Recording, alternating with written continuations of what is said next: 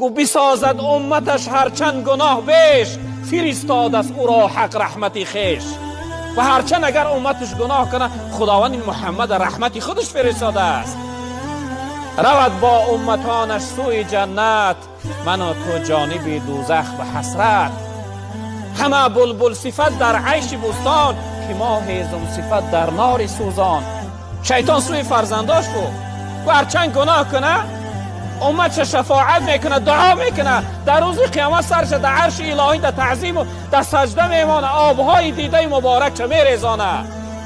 رب العالمین میگه حبیبی محمد، دوستی من ای محمد، ارفع رأسک، سر تبو بردار، گریه نکن. قل یسمع، بگو چیزی میگو من تو را گوش میکنم. سل تعطى، بپرس هر چیزی میپرسی من برای تو میدیم. واشفع تشفع، شفاعت کن